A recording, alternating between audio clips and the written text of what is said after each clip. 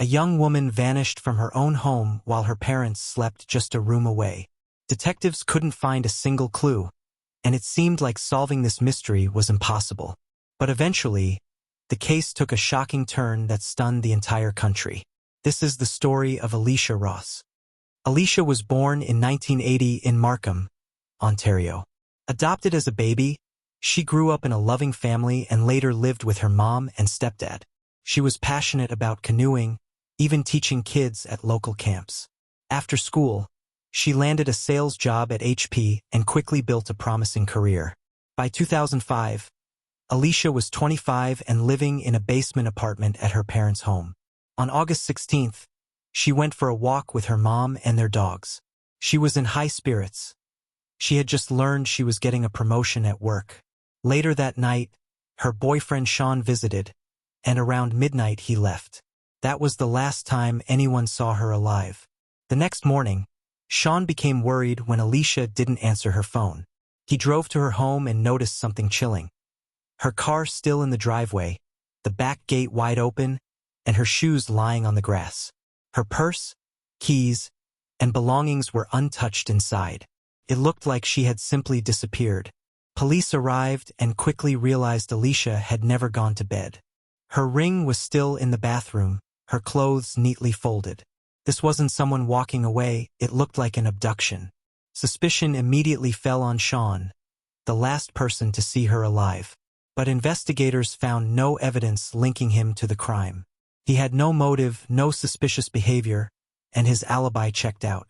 Despite this, the media painted him as the prime suspect, and public pressure only grew. Meanwhile, police launched the largest search in Ontario's history. Hundreds of volunteers, helicopters, and search dogs scoured the area. But there were no witnesses, no clues, and no answers. Weeks passed, and Alicia's family was left in agony. Then, just over a month later, a shocking twist. A man walked into the police station with his lawyer and confessed. His name was Daniel Sylvester, Alicia's next-door neighbor. He told detectives that on the night Alicia vanished, he ran into her in the alleyway between their houses. An argument broke out, and when she insulted him, he lost control. He punched her, slammed her head against the walkway, and killed her. Panicked, Daniel dragged her body into his garage, washed away the blood, and stuffed her into his mother's car. He dumped the remains in a remote swamp, but later returned to move them again. His chilling confession stunned the community. Investigators later discovered Alicia's remains scattered across 2 locations. Experts found dozens of broken bones, though the exact cause of death could not be determined. At trial, prosecutors argued Daniel had been obsessed with Alicia, watching her from just feet away.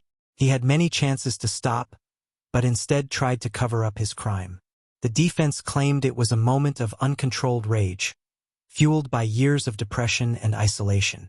But when psychiatrists revealed that Daniel had violent fantasies about women and a history of exposing himself in public, the jury was convinced. Daniel Sylvester was found guilty of second-degree murder and sentenced to life in prison with the possibility of parole after 16 years. For Alicia's family, the truth brought little comfort. They had endured weeks of not knowing, months of suspicion cast on her innocent boyfriend, and the devastating reality of losing their daughter to a neighbor they barely knew.